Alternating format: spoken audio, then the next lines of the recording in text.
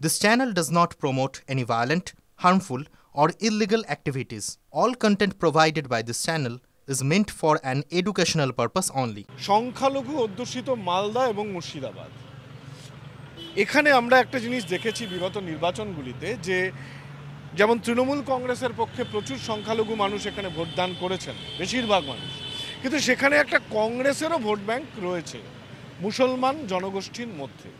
আগামী 2026-এর বিধানসভা নির্বাচনের আগে বিজেপি বিরোধী অন্যান্য শক্তি বাম বা কংগ্রেস যাতে মুসলিম ভোট ব্যাংকে থাবা না বসাতে পারে এই মালদা বা মুর্শিদাবাদ এই সমস্ত অঞ্চলে, তাই কি আপনি বাবরি মসজিদের জিগির তুলছেন একটা বড় সড়ো মেরুকরণ ঘটাবার জন্য? দেখুন, মালদার বিষয়টা একটু আলাদা।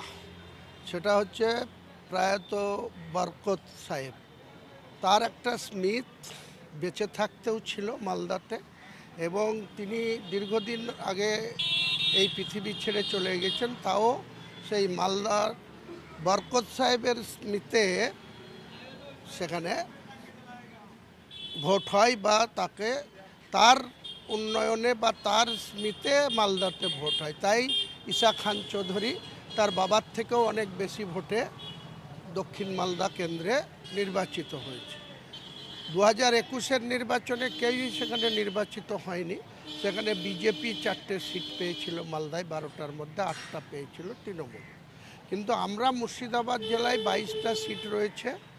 আমি আপনাকে এইটুকু বলতে পারি, আমি মালদা নিয়ে আমি রাজ্য স্তরের নেতা না, আমি একজন জেলা স্তরের নেতা। আমি বুথ লেভেল থেকে শুরু করে একদম জেলা লেভেল পর্যন্ত আমার যে পরিচিতি, আমার যে দক্ষতা, আমার যে অভিজ্ঞতা, আমি আপনাকে আজকে জানুয়ারি মাসের 22 তারিখ 2025 নিশ্চয়ই আগামী 1 বছর 3 মাসের মধ্যে আগামী 2026-এর যে বিধানসভা নির্বাচন, আমাদের মাননীয়া দিদি যেভাবে মানুষের জন্য ভাবেন, মানুষের জন্য উন্নয়ন করছেন, উনি যদি আমাদের যেভাবে 2024-এর লোকসভায় আমার উপরে অনেকটাই দায়িত্ব দিয়েছিলেন নির্বাচনের কাজ করার জন্য, সেই রকম কোনো দায়িত্ব যদি আমার উপরে বর্তায়, বা মুর্শিদাবাদের 22-এর মধ্যে 20 আছি আর 2টো বিজেপি আছে, আমি আপনাকে এখানে অন ক্যামেরায় বলছি, আমাকে যদি আমার উপরে ভরসা দেয়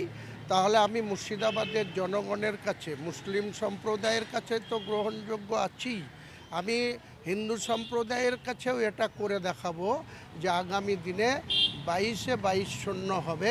অধীর চৌধুরী ফেল করবে, শুভেন্দু অধিকারীরা ওখানে ফেল করবে। অধীর চৌধুরীকে আটকাবার জন্যই কি ওনারা যাতে মুসলিম ভোট ব্যাংকে থাবা না বসাতে পারে, তার জন্যই কি বাবরি মসজিদের জিগির? অধীর চৌধুরী যে 2024-এর লোকসভা ভোটে যে 4,40,000 ভোট পেয়েছে, তার মধ্যে 3,80,000 মুসলিম ভোট, মাত্র 80,000 হিন্দু ভোট পেয়েছে। এই মুসলিম ভোটটা যাতে বিধানসভায় ট্রান্সফর্ম না হয়, তার জন্য কি 1 বছর আগে থেকে আপনি বাবরি মসজিদের জিগির তুলেছেন? যে নিজেই ফেল করেছে, নিজেই ভোট টানতে ব্যর্থ হয়েছে, হিন্দু ভোট টানতে, সে আবার কি করে মুসলিম ভোট টানবে? আগামী দিনে মুসলিম ভোটও টানতে পারবে। মুসলিম ভোট পেয়েছেন, ওনার ক্ষেত্রে পেয়েছেন, কিন্তু আগামী দিনে ওনার প্রতীক নিয়ে, হাত প্রতীক নিয়ে উনি, আমি শুনেছি রাহুল গান্ধীর কাছে এআইসিসির জেনারেল সেক্রেটারি, মানে পিসিসির প্রেসিডেন্ট পদ 10 বছরের পরে ওনার ক্ষেত্রে সরিয়ে দেওয়া হয়েছে। তারপরে এআইসিসির জেনারেল সেক্রেটারি হয়েছেন, আগেও ছিলেন লোকসভার দলনেতা হিসাবে, এবং স্পেশালি মুর্শিদাবাদের 22টা সিট রাহুল গান্ধীর কাছে চেয়ে নিয়েছেন, যিনি শুভঙ্কর সরকার সেখানে কোনো ইন্টারফেয়ার করবে না, উনি লড়বে। তা আমি ওনাকে চ্যালেঞ্জ করছি, একটা সিটও ওনার নেতৃত্বে আমি জিততে দেবো। হুমায়ুনবাবু, আপনি কিন্তু আমার প্রশ্নটা একটু পাশ কাটিয়ে গেলেন। আমি বলছি লোকসভা নির্বাচনে হাত চিহ্ন নিয়ে অধীর রঞ্জন চৌধুরী মুসলিম ভোটের প্রায়, আপনি বললেন 3 লক্ষ ভোট পেয়েছেন, 3,80,000, কিন্তু তার মধ্যে 3 লক্ষই হচ্ছে মুসলিম। 4,40,000-এর মধ্যে 3,80,000 মুসলিম ভোট উনি পেয়েছেন। তা এই ভোটটা হিসাব কেন অ্যাকুরেট বলছি, এই ভোটটা যাতে বিধানসভায় উনি হাত চিহ্ন নিয়ে না পেতে পারেন, তাই কি আপনি বাবরি মসজিদের এই চড়া সুরে মেরুকরণের রাস্তা নিলেন? একদম পলিটিক্যাল এটা আপনি যা খুশি বলতে পারেন, আমি আমার অঙ্ক কষেই চলি, এবং আমি আপনাকে এইটুকুই বলছি যে মুর্শিদাবাদের 22টা সিট অধীরবাবু যদি বহরমপুর সিটে কন্টেস্ট করে তাহলে আর সুব্রত মৈত্র জিতবে না, ওই সিটটা অধীরবাবু জিতবে। তাহলে আমরা 21-1 হব। আর অধীরবাবু যদি বিধানসভায় কন্টেস্ট না করে, আমি বলছি আমরা মুর্শিদাবাদ জেলায় 22-0 করবই।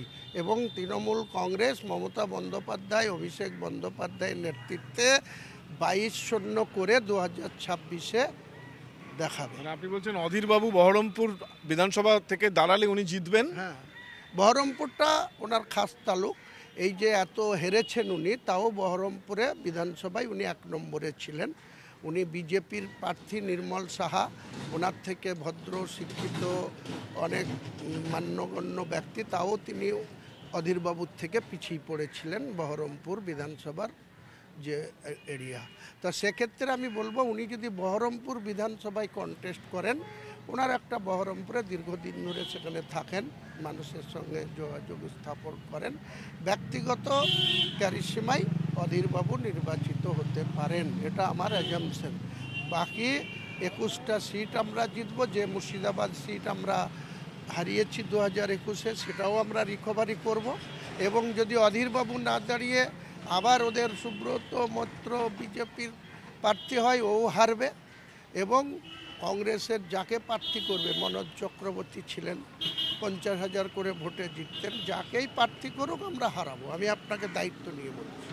তাহলে অধীরবাবুকে রুখতেই বাবরি মসজিদ, এটা অধীরবাবু, অধীরবাবু সংখ্যালঘু ভোট ব্যাংকে ভাগ না বসাতে পারে। অধীরবাবু সে ক্যারিসমাই নেই। অধীরবাবু 25 বছর ছিলেন মুসলিম অধ্যুষিত এলাকায়, ভোট নিয়ে বারবার এমপি হয়েছেন।